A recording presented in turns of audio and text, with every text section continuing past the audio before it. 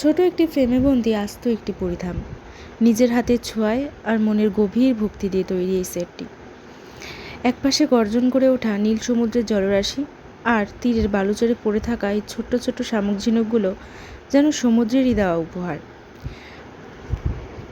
সমুদ্রের কোল ঘেঁষেই দাঁড়িয়ে আছে শ্রীমন্দির, কোটি কোটি ভক্তের আবেগ, বিশ্বাস আর ভরসার শেষ আশ্রয়স্থল হলো কলিযুগের এই বৈকুণ্ঠ।